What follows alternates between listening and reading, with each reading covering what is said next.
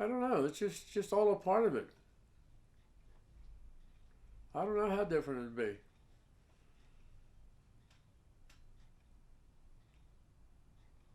I don't know. The whole thing is, you can't change a man's grain because if you do, it won't fit in his body. Whatever his grain is, that's what he's going to be. No matter how much you try to change him, you can't do it. His grain is the main thing. That's the center of whatever he's going to be in life.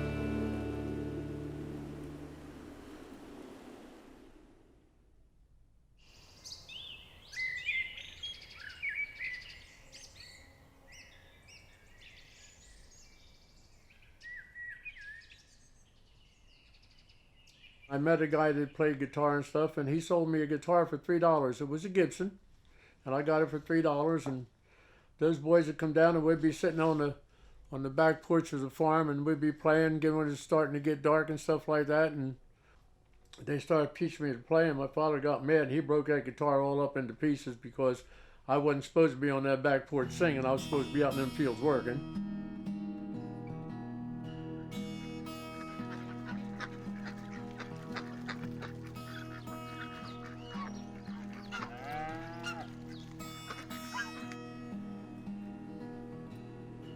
We were father and son to a certain extent, but if I did something bad, like one day I did something that he thought was bad, which wasn't really bad, but I didn't do anything bad, but he turned around and hit me on the side of the head. My head went through his passenger side window.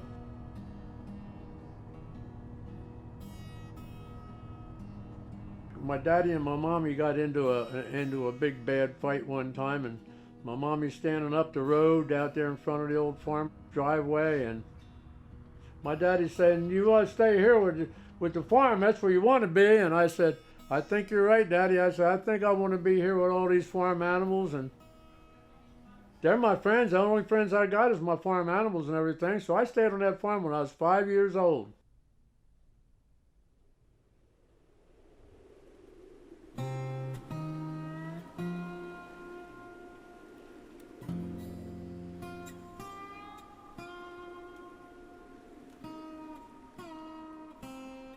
I was just a kid, and I was born on that farm, and I grew up. And when I got old enough, I was feeding the goats and milking the cows and feeding the hogs and getting the horses ready to go out and cultivate the fields and all that kind of stuff. Then I worked those fields all my life.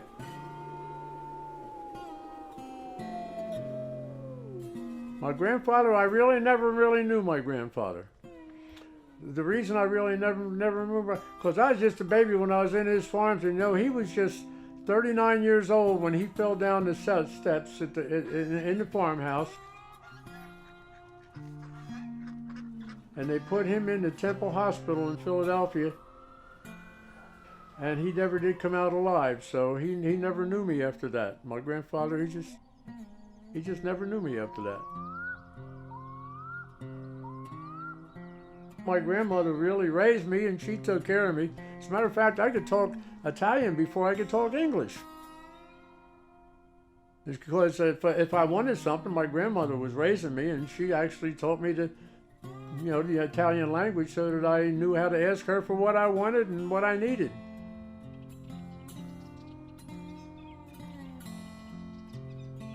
I used to get my bath in the tub out in back of the old farmhouse. I used to get out there in a galvanized tub and take a bath. And I had a pump out in the shed of the house, and that's where I got my water from. I pumped that hand pump and got the water. And we had the old coal stove in the kitchen and all that kind of stuff.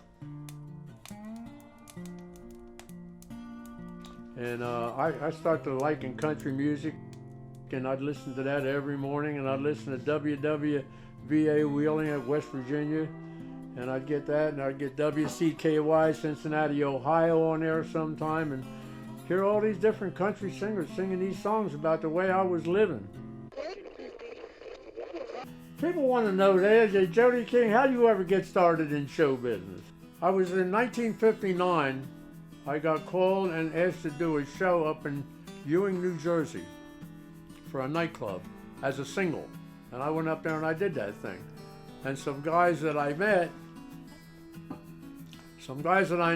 had a band in Jersey which did not play any country music, but they had Bill Haley's bass player, one of Bill Haley's bass players that got killed in a car accident, so they didn't have a bass player. So I went and I did a couple of shows with them, and they liked what I did, and that's when we formed the Fantabulous Red Tops. There was times when there was like 8 of us living in one room in a motel because we had to get our dollars together to pay the motel that night. And we did a whole lot of kind of stuff like that. But we got banged up a lot and got hurt a lot, but never no broken bones too much doing all that kind of stuff. I got them later. I got all those later when I got a little bit older. The music and the racing and all that stuff was all part of my really young life. Everything was just all together, and everybody said, "Why don't you go down to Nashville and be a star?" I says, "Because I'm having too much fun doing everything else I'm doing." During the off seasons, and I went around the country and I was racing motorcycles. I was racing stock cars. I was playing cowboy out in the West. I even dove into the Delaware River looking for murder weapons and stuff. And I was also a member of the Philadelphia Ramblers in Philadelphia. We were playing motorcycle polo all summer long on our farm up here in Bensalem.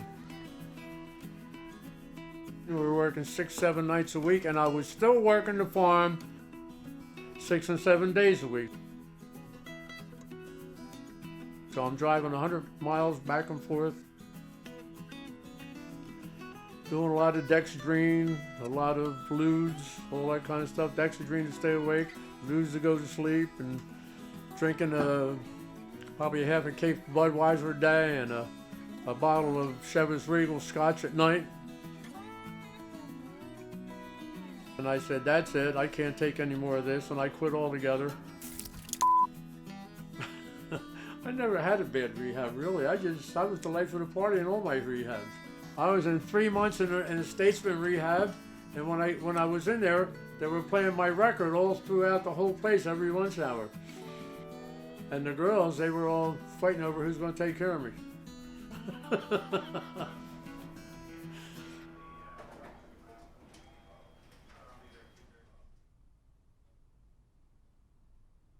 Of all the things I've done in my life, I'll say there's probably about 3 of them. One of them was when I appeared on the Grand Ole Opry stage, and I did a yodeling exhibition for the Traditional Country Music Association. And another big thing that I did was when I sang at the White House, when I did the Christmas tree lighting ceremony with one of my songs that's on my latest album.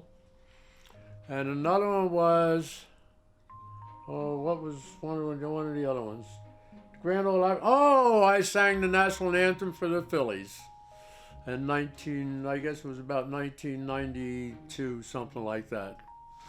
I had a girlfriend when I was 15 years old that lived up on the hill, and this other guy was in there that was about 18 years old, and I was about 15, and he was a stock car driver. He was a race driver, and he stole my girlfriend.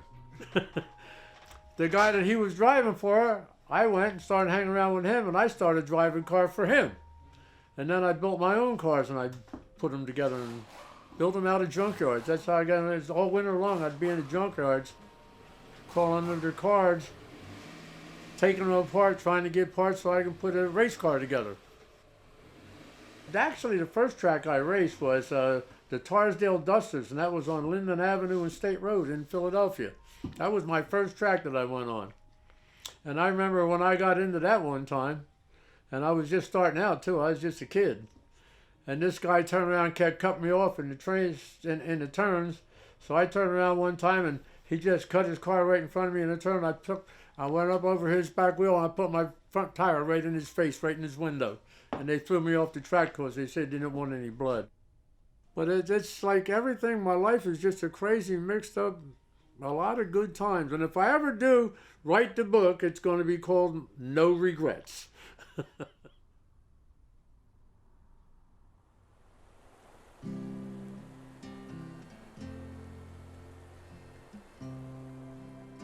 One of my favorite horses was a horse named Prince. And he was a Tennessee walking horse that I bought from a guy down in South Jersey. Prince he became the best horse that a guy could have.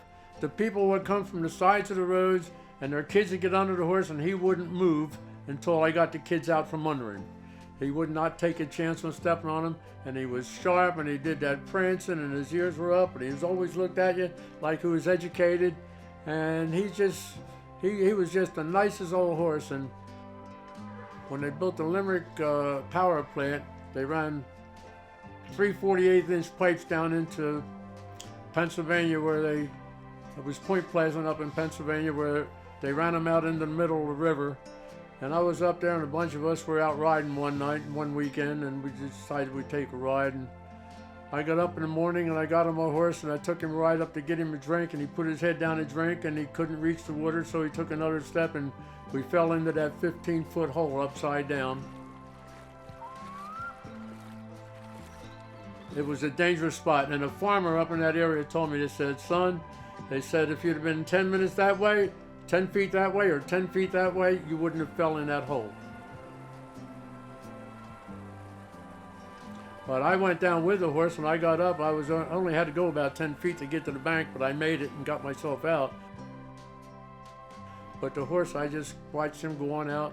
And you know, the next day, I had to do a show. And I sang that song called, the one that Marilyn Monroe was in, called River of No Return. And I sang that song and I started crying myself.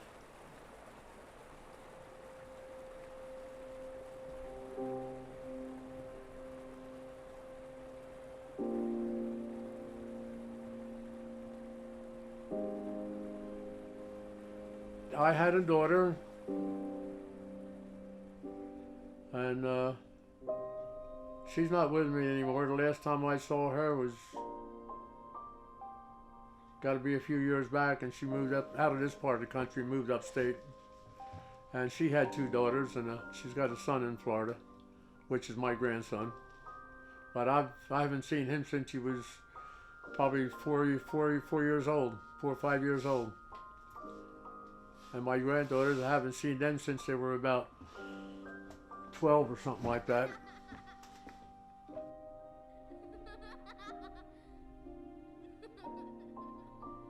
Well, you always miss everyone that's in your life in the past. You always, you dream about them at night, and you miss them. I'd like to see her again. Yeah. I'm not worried about it though, because it's getting awful late in my life. I don't know how long I'm going to be around. We'll see. I don't know.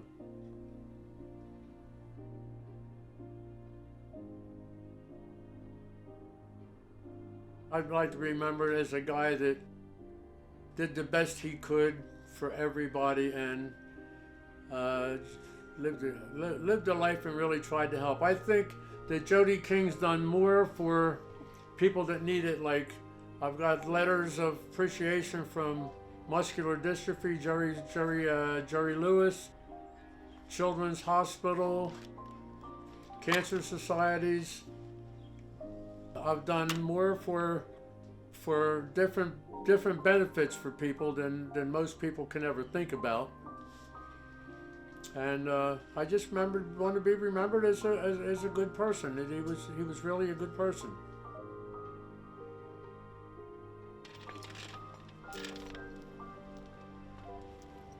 I don't really know how much I can accomplish, but I'm going to accomplish as much as I can between now and the days I have left. That's what I intend to do. As far as getting my life back together and looking like a person, because right now things are a little bit run down.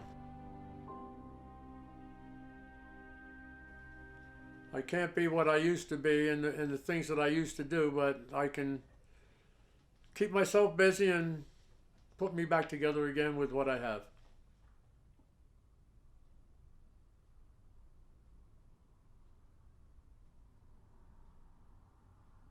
Well, the senior center is a place where I go and I say hello to a lot of people.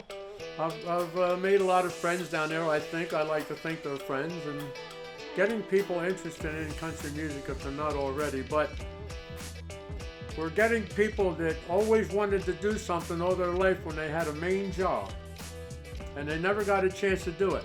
Now they can do it. They can be in front of people. They can take an instrument, they can go home and work on it all week long, and they can go back into music therapy on Monday, and they can play in front of people and sing in front of people, like Dwayne. Dwayne's a star down there, and Pete Furr. Pete Furr's in bad shape right now, you know. But and Mel had nowhere else to go, and they're all singing in front of people now, and they're entertaining in front of people. And it's something they wanted to do all their life, and they never could, and now they're stars. Now they go out to open mic night, and they run away with it. You know what goes over real good at the nursing homes when I do? If you ever get a down day and you think nobody cares, is it all worth it? What am I doing here? Just remember that day that you were here in Jody King Country. You know where Jody King Country is? You're in it, because if you're in Jody King's audience, you're in Jody King Country. I'm Jody King, and you're in my audience, you're in Jody King Country. And I say, when you're all alone and blue, no one to tell your troubles to. Remember me, I'm the one who loves you. When this world has turned you down, not a true friend can be found. Remember me, I'm the one who loves you.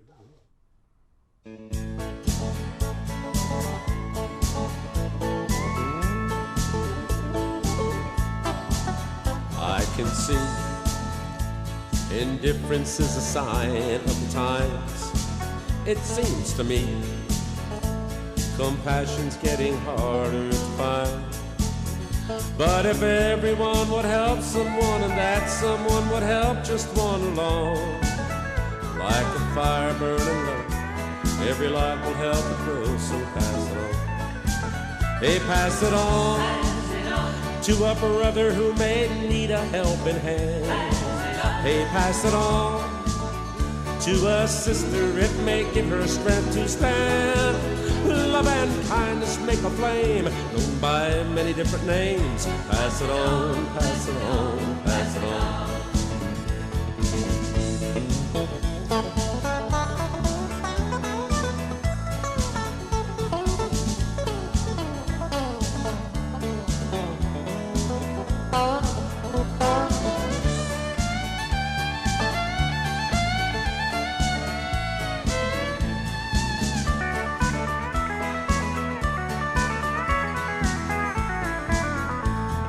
Say, I'd like to help, but I can't get involved. Anyway, I've got problems of my own I haven't solved.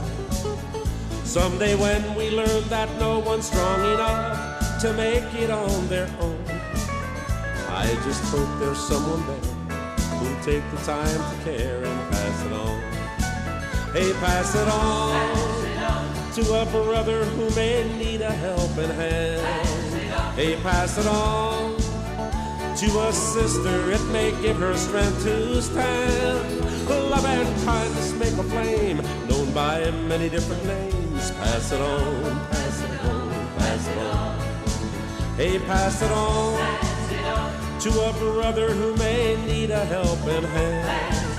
Hey, pass it on To a sister it may give her strength to stand. Love and kindness make a flame, known by many different names. Pass it on, pass it on, pass it on. Hey, pass it on, pass it on, pass it on. Hey, pass it on, pass it on, pass it